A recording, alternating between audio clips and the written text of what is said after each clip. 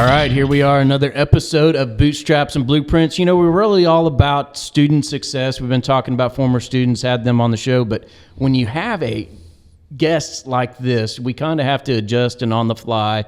I'm going to let these fine gentlemen introduce themselves. This is going to be a special episode. We're going to talk about all things, and I want you to introduce yourselves and what you do. Some of it's still up in question, but I don't know. Go ahead. Yeah, I can start us off. Brent Haken, I'm the State Director of Oklahoma Career Tech.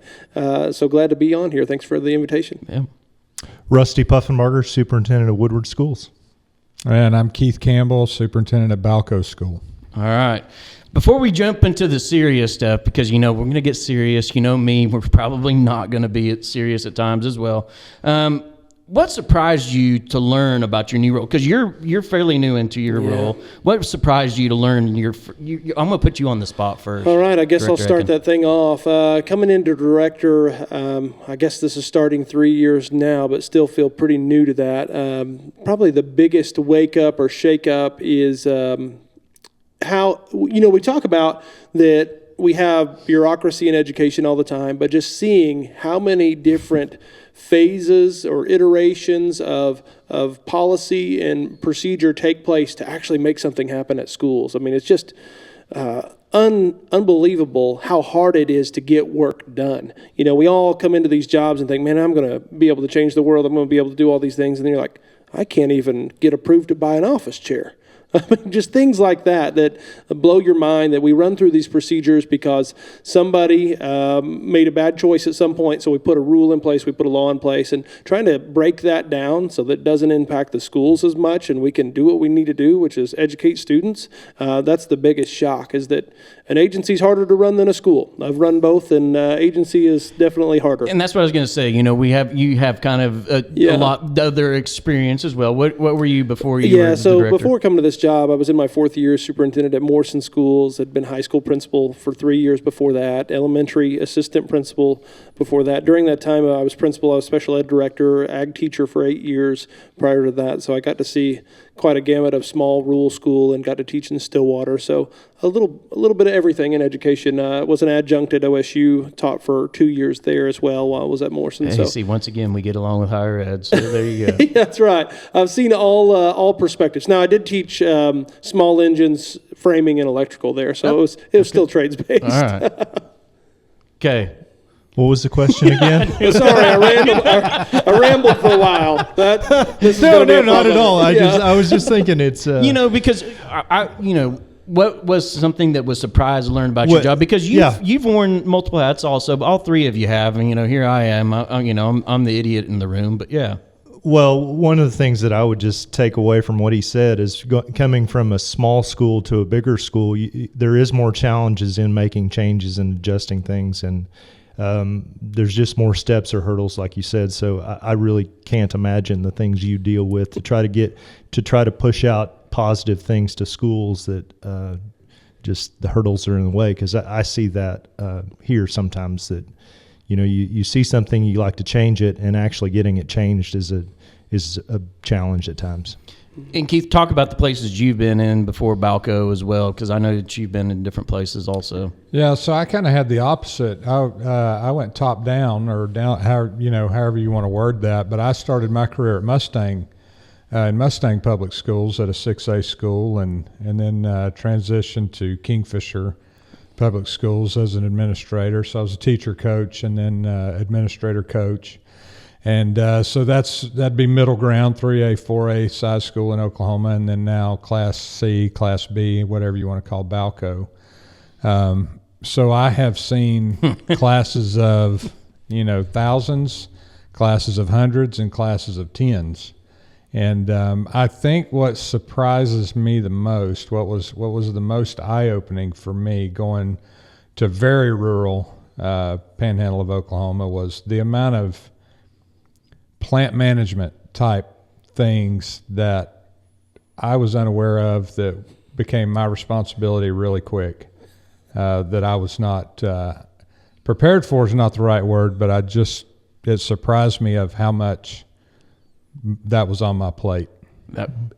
All of us are shaking our heads. It does relieve some stress, though, when you can go get on a mower or get on a roof. And trust me, I go from marking the football field to to having policy, to having board meetings, so I love every minute of it. And it's funny at times, people shy away from those stories. Well, the superintendent's doing this, but I don't think those people fully grasp and understand. Yeah, I mean, everybody can laugh, but everybody hears the people talk about that. Yeah, we've been there. I used to have board members that would say, "We pay you too much to be driving a bus route," and I'm like, "Who else you want me to get to do it?" I've been trying. I don't want to drive it, but nobody else will. So, great answer. So, Keith, I'm going to start with you on this. All three of you have chosen education as a career.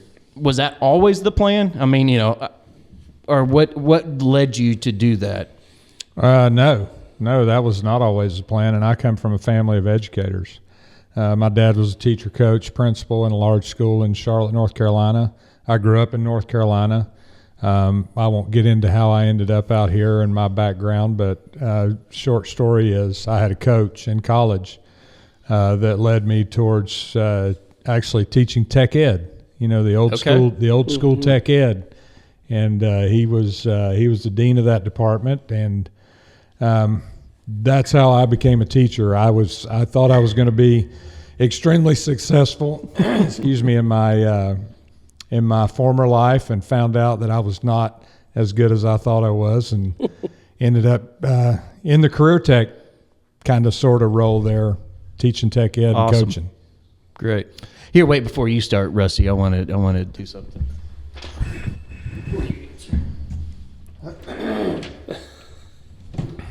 I get that out of here. We're not playing this game.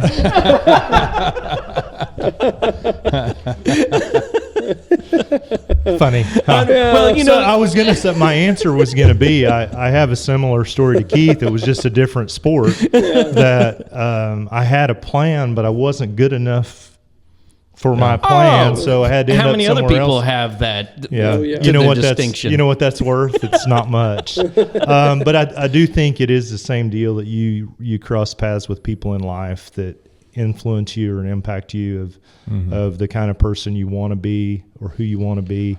And I've heard a quote that we mysteriously end up exactly where we're supposed to be, and I think although it's probably not a mystery how all that happens, but it is to us. I think I ended up where I'm supposed to for now. So love that. Gosh, good answers. My stories are not near as fun. So early college, I decided I wanted to get into teaching. I grew up farm and ranch, and custom harvesting is what my family did for a living, and so I loved ag, loved what we did there. I played sports, but I figured out a little earlier than these guys, probably not good enough to go anywhere. The $1,500 scholarship's not going to help me, but I didn't know what I wanted to do. So I entered college, ag business, thinking I'm going to go into banking. Dad always said, you get those banker's hours and you can farm on the side, be a great job, good living. Man, that first year, everything was fine, no issues. But then I went and got invited to work FFA Alumni Leadership Camp. And when I was a small group leader, I decided, no, I want to work with kids. That's what I like doing. And so that's when I made that switch. I came back to college that next year and decided I want to be ag ed. And, everybody told me I was crazy. My family's full of teachers as well.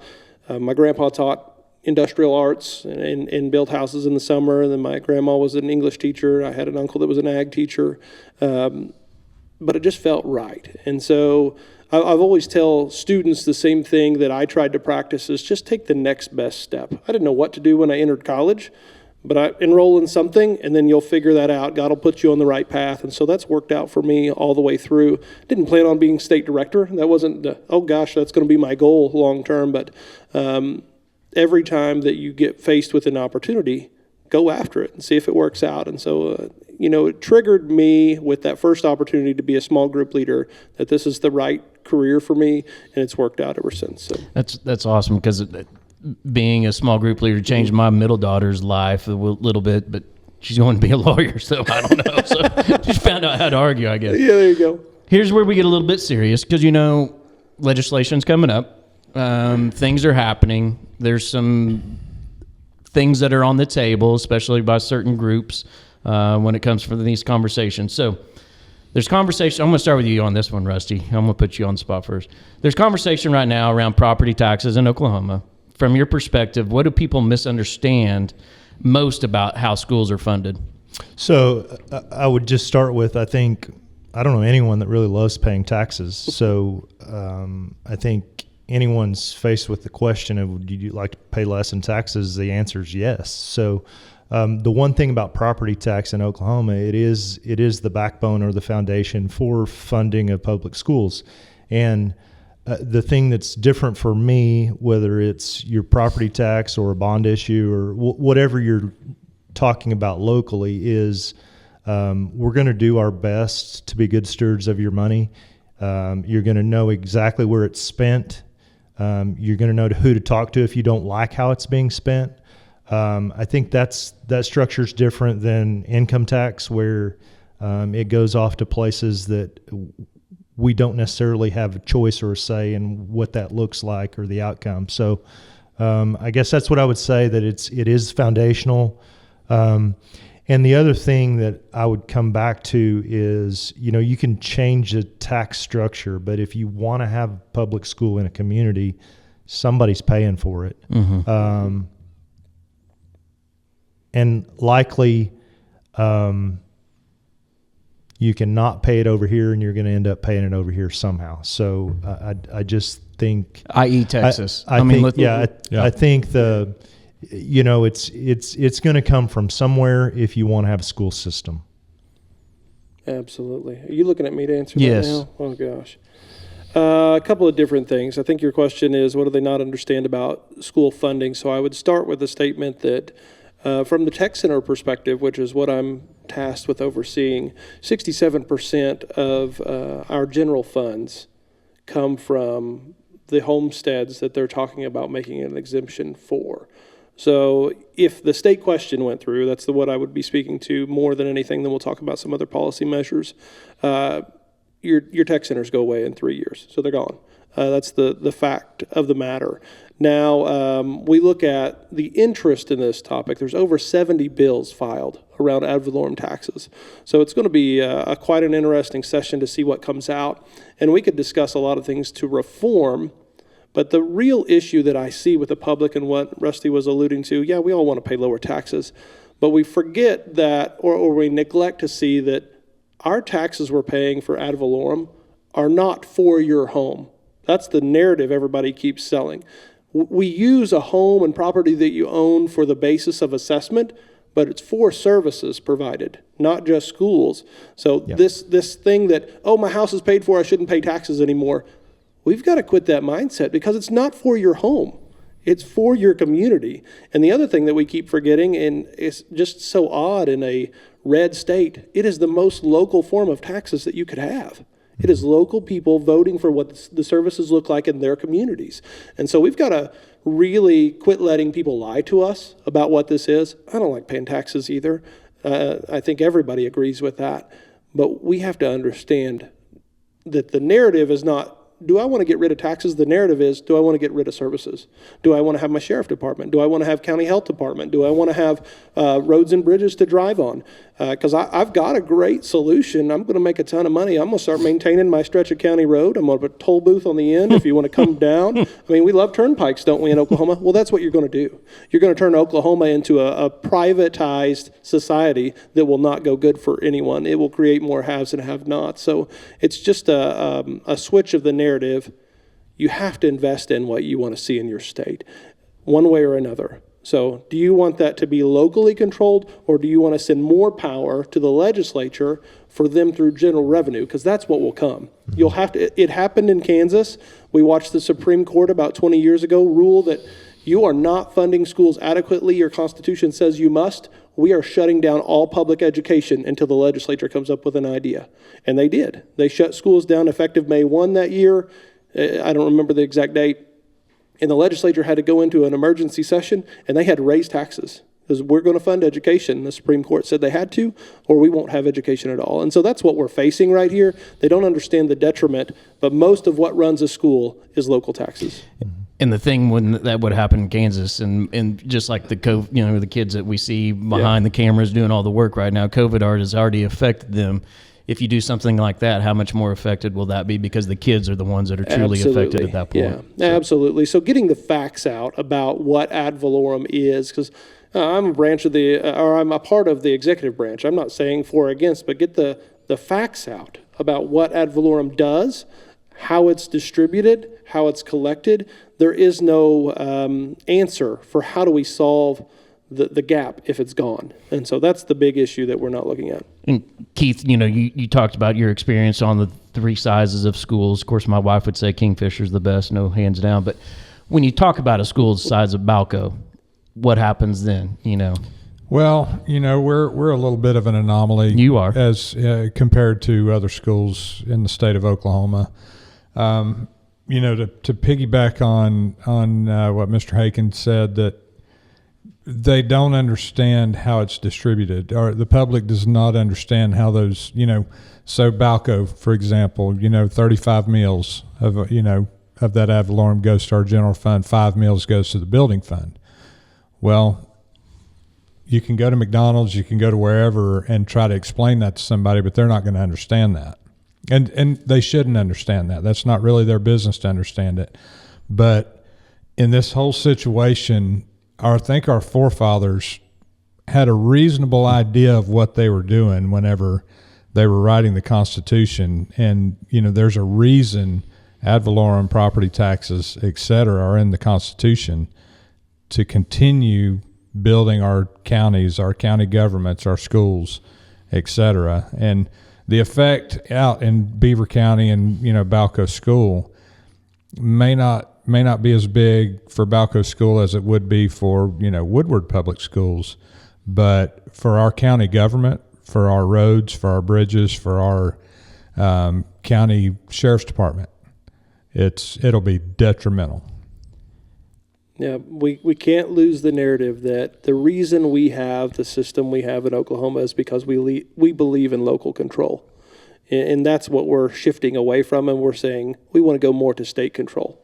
That's essentially what we're saying when we want to decrease ad valorem but increase other areas, because it has to be paid for. So I think that's the narrative that we need to share with the people. And I don't believe that Oklahoma likes that narrative. I don't believe they want to see more control going to the statewide. I think they want control in Beaver County and Texas County and in all the counties across Oklahoma. I think they want some say in how we run our communities. That's what works well for Oklahoma. Love it. Love it. Love it. Love it. What would you say folks who generally want lower taxes but also want strong schools? How do you balance that both? Oh, man, he's looking at me again. Yeah, I'm going to look at you this time.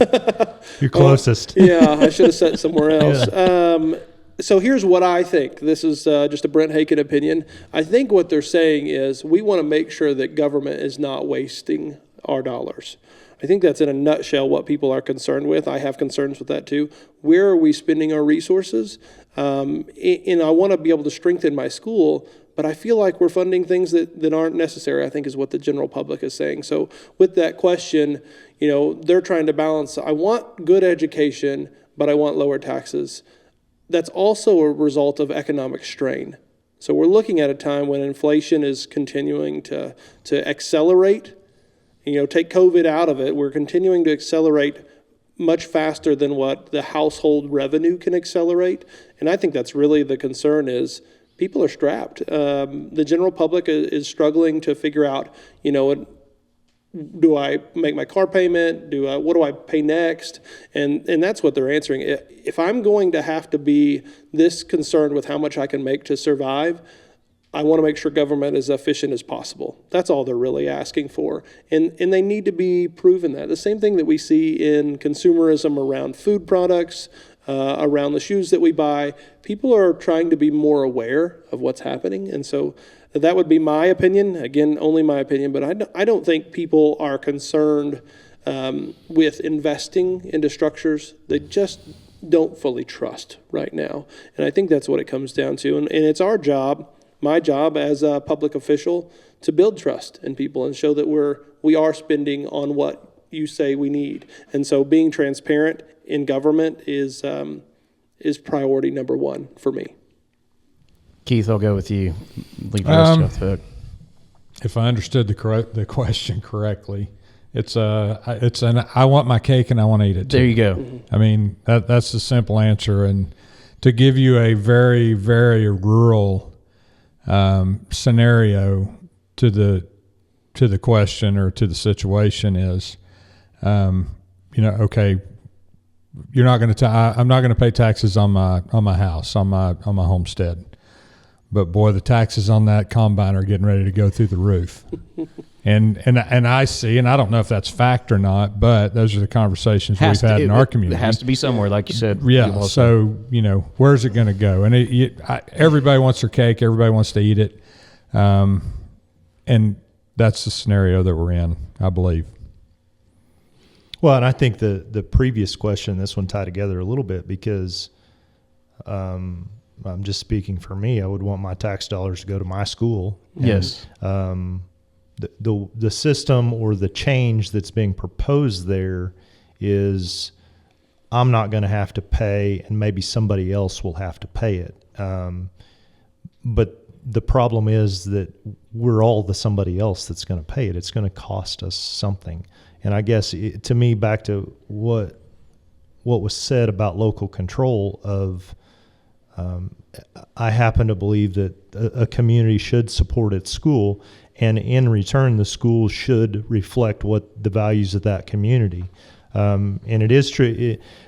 The farther away from the problem that someone attempts to solve it, the more complicated that is. We talked about that in the beginning, the frustration piece, but local dollars stay local, and people make those decisions of what's best in that community. And then those people, whether it's superintendent, board members, whoever, are held accountable by their community of are they pleased with how you're spending their money. And I to the crowd, I hope you understand the magnitude and the wealth of knowledge these three have, and why we kind of had the breadth of everybody with this. I mean, this is very impactful. These are conversations we all have all the time, but I don't think it's the side that a lot of people understand and listen to as well with things. So seriousness that's kind of over now. Let's go. Let's have a little bit more fun. We're going to talk about student success with things because, listen, that's why everybody's in it. That's why everybody does what they want to do. We're doing what we want to do. So, Rusty, with you first. When we say student success, what does that actually mean today? And how has that definition changed when, you were back on, back in the day 10, 20, 30 years ago? I don't know. I think one of the things that we've done in education is we've pushed that we want better student outcomes, or we want accountability. So we're gonna tie a standardized test to what we're gonna call success. I don't know. You said we don't have to be serious anymore. So I would say of the most successful people I know may not have done very well on a standardized test at some point in their life. And I think if you get caught up in that I think you're failing to help kids see the opportunities that are actually out there in the world. Touche. All right, Keith, do you have anything to add? Or yeah, no. I mean, that was a great answer because how we measure student success in 2026 and how we measured it in 1991 were very, very different. And how the expectation that my parents had on me to go to college, and I promise you, I was the worst student in the history of the world. I even got the red shirt grade. So, the fact that I'm sitting here in front of this microphone as superintendent is so measured success. And I can't. I mean, I'll be the first guy to stand up and cheer exactly what Rusty said. Was, are we really going to measure students on a one-day test, on a 1-2 hour bubble in the circle test? That's not success. And you can make 100 on that test. You can make 100 on that test 9 times. That's not success. I think these young people that are sitting here behind the lights and behind the cameras, they're measured success right now. Not me, not anybody sitting here. These guys are measured success, in my opinion. Love it. Man, It's hard you're to, gonna hard to add be. on to I that. know. Come on, it's Gosh. gotten better. No offense to us, it's gotten Yeah. better each time. So the pressure's really on. I'm going to let you down. Success is peace of mind in knowing that you did the best of which you were capable. That's not my definition. That came from Coach John Wooden, kind of a guy I look to for a lot of wisdom, not with us anymore, but shed some light on what education should be. Even though he was a great basketball coach, he was a high school English teacher first, farm kid. That really had it in perspective for me that we got to quit judging everybody by the same cover. I mean, just letting people determine what their success looks like and being happy when they're happy, it's pretty simple to me. I don't care if people like being a Walmart greeter or if they want to be president. I don't really care. If they're happy, they can raise their family, they can be free here. That's what success is. And we try to put way too much scorebook on everybody, and I think that's just our nature. Our culture is to be competitive. There's no other way for the legislature to grade us other than put a standardized test on us. So that's what they try to do. We used to not be that way. We used to be okay with everybody finding their own path, being entrepreneurial, and so these guys said it exactly right. Let people determine what success looks like for them. My whole goal as state director of CTE in Oklahoma is to let students realize what their potential is and help them get there. It's not any bigger than that. And I tell the students that I see all the time, you define your success. Don't let anybody else define it for you. Love Absolutely. that. So, okay, Keith, we'll start with you on this.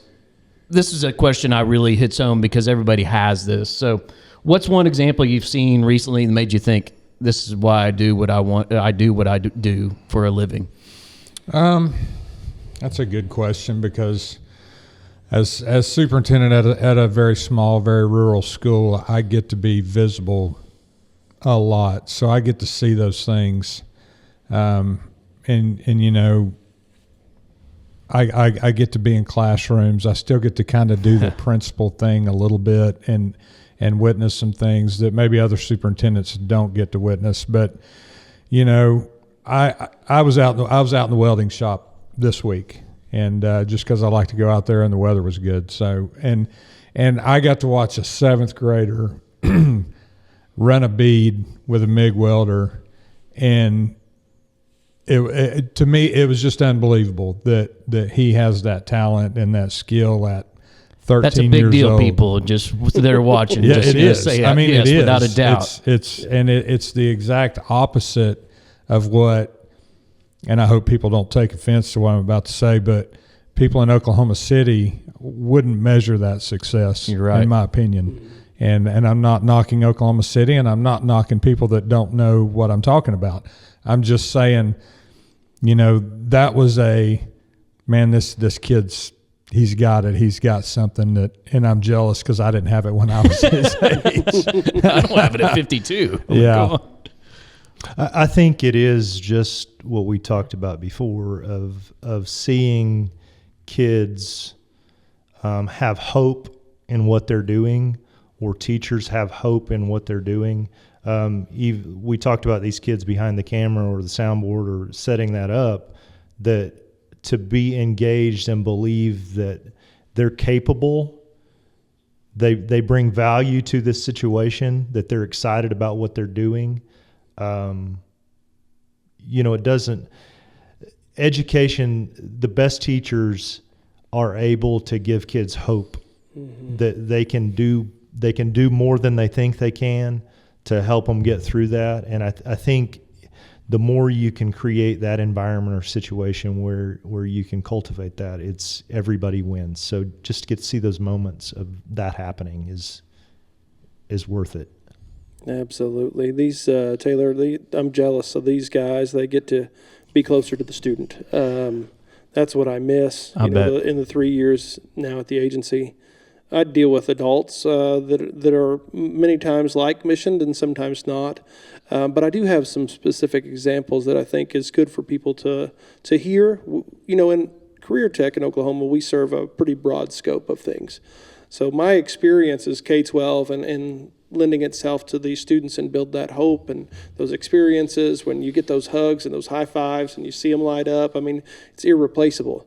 Well, I get to do that in a variety of ways. We opened a skills center, which is training in prisons recently in Veneta, and talking to the inmates about the first time that they've had hope, that they can find jobs to provide for their family and they don't have to go back to the life that they're in. So I had a student at our grand opening at Veneta that was so excited because they would get to now have a skill and move on. Like you're talking about seventh graders. Well, we're talking about 40-year-old adults that didn't have that and went down the wrong route. So that's exciting. Another one this week, we built a adult education family literacy comes over our umbrella. We have nearly 300,000 adults in Oklahoma without a high school diploma. We had a lady call, and man, she had failed her GED a few years back, and she was going to sue us, and she was so mad. And we said, hey, we just built a new portfolio where people can get their high school equivalency. And to see that lady turn from fighting mad to tears and I will champion this thing. And to visit with the students, I was just in Oklahoma City at an alternative school, and to hear those students talk about, I want to be a welder, I want to be an electrician, they don't know how that happens. They have no experience. They didn't get any exposure to that. And so to bring those realities to students is pretty inspiring. It's nothing I'm doing. The teachers are making it happen. The counselors are making it happen. But I miss the relation with the students, and I hope that when I'm done with things that we have brought more hope to more people. That's our mission right now, is to grow, and we've got to do that. We've got to give people something to strive after. Love it, love it, love it. Okay. Rusty, what are schools doing well right now that doesn't really get enough credit? Well, I think just what we're talking about, you're not going to see a headline or a test score or anything exciting. There's no politician talking about a seventh grader that can weld, Unfortunately. So, but those are things that bring value to that kid, to the 40-year-old adult that can now go earn a living, and with that comes the pride of being able to stand up and take care of yourself and your family.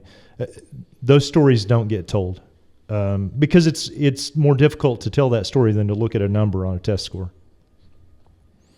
Yeah, I think the one thing that we're doing that people don't know that we're doing, we're providing students, kids, adults, more opportunities than they've ever been afforded. You know, you think of the opportunities that the students have at Woodward High School, at Balco High School, even small Balco High School, at High Plains Career Tech, the opportunity that they have to explore whatever versus the opportunities that we had in, when we were 16, 17 years old, to me that it's astounding, and I'm very proud that we offer those kids all those opportunities. Love it. Okay. So, Keith, I'll start with you.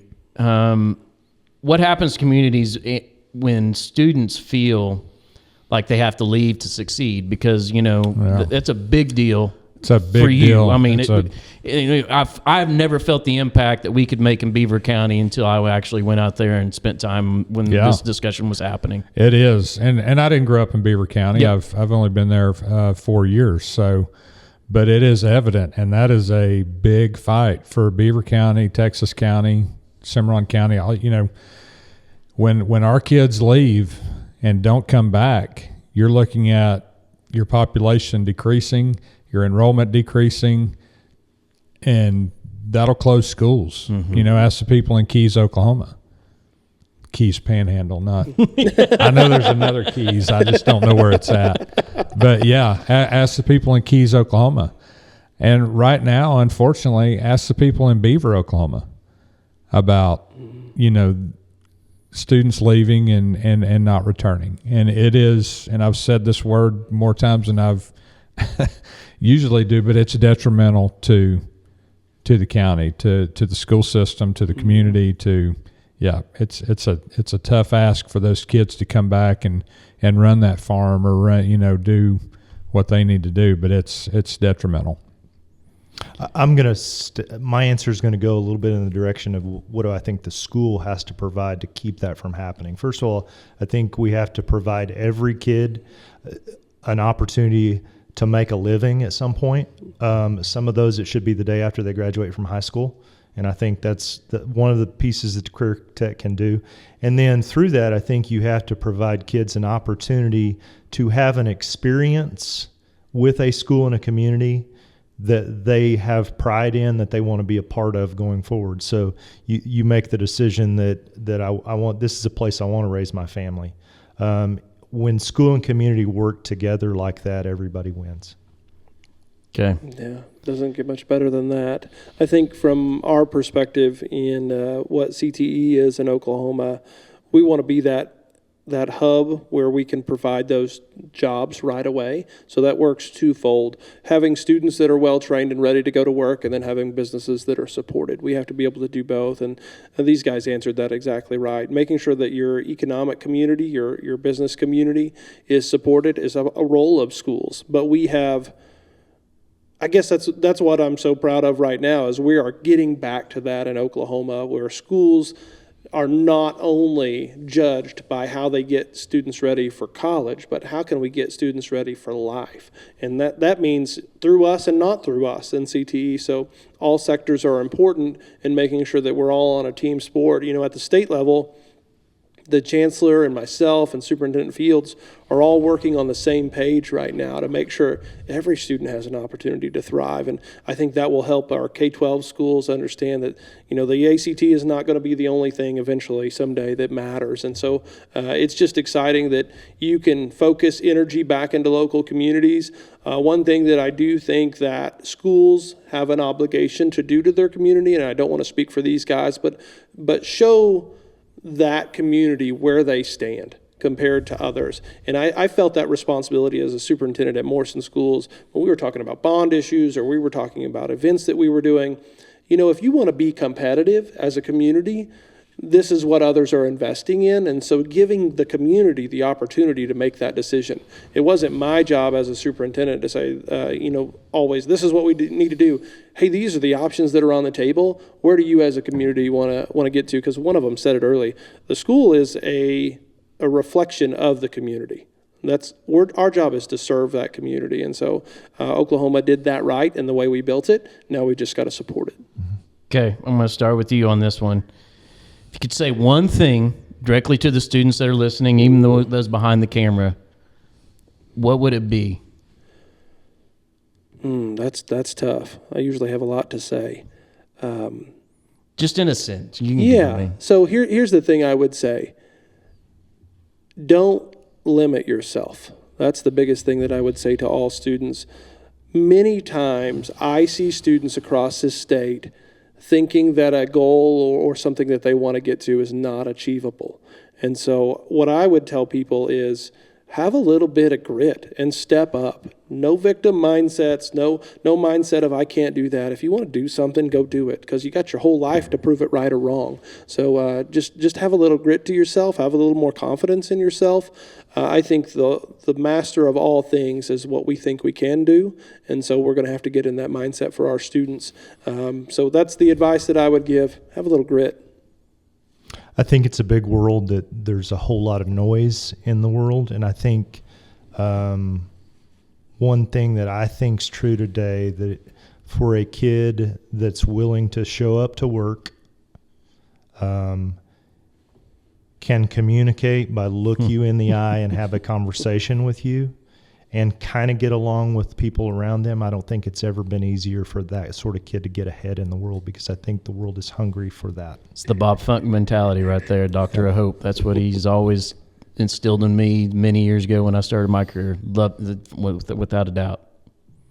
And yeah, I totally agree with Rusty. But one thing I would add, and looking at these young people here, don't be afraid to fail. Mm-hmm. And do it now. And you know what? I failed twice today already. So, I mean, don't be afraid to fail. It's going to be okay. Pick yourself back up and get back after it. I think you said earlier that just take the next step. Yeah. You don't have to have a perfect plan. Just take the next step. And I think that's great advice. Yeah. And listening to what you said, even about adults, I always say this too. You know what everybody loves? comeback story. Oh yeah. Love it. You know, what fueled me is that, hey, I didn't believe in you. Oh, I'm going to show you. Yeah, you know, that Gen exactly. X mentality. But So, you know, I think the problem with that is we've built this weird narrative. I'd call it a stupid narrative. I don't know who's. Yeah, you can say stupid that on you're, this. Okay, I don't know what I can say or not. But to the real point, we always have it. Was that stupid cliche? Shoot for the moon, you'll land them on the stars. That's so dumb. You're going to land on Uranus half the time. But get back up and go again. Don't be afraid to fail. But it's all going to be okay. No, sometimes it's hard. Like, that's just part of it. Yeah. It's supposed to be hard. What we don't do, to I think the point you echoed what he was saying about do it now, I told people all the time, I'd have that parent come to me when I was high school principal, oh, my baby's never made a B before, I don't know what I'm going to do. Or I got to discipline them because they screwed up. And I said, I think you would rather have them disciplined out of love here because they screwed up than later in life when nobody cares. Yeah. So go after big things. See how it works out, learn from it, move forward. But we got to quit as parents telling everybody everything's going to be okay all the time. It's going to be hard. Figure out how to get through it. And we got to let them fail. Yeah. We got to get out. Sometimes we got to get out of the way. Oh, yeah. Hardest thing as a parent. And let them fail. It is hard. It is. Yeah, raising 3 right now, I'm like, God, I don't want to see them fail. But you do. You're like, yeah, it's okay. Bump your head. I don't care if you made the team. I don't care. Yeah, go try. See if you fail. Yep. Love it. Thank you 3 so much for your leadership. You know, Director Haken, what you've done in your short time, getting to know the 2 of you and in this as well has been great. You know, from cheering you on at OSU to here sitting, you know, at the seat. But just want to thank you 3 because love the leadership and we need more of this and we need these more real conversations. And thank you for your time. Yeah, glad to do it. Thanks for having us. Yeah. Okay. Perfect. God, I didn't get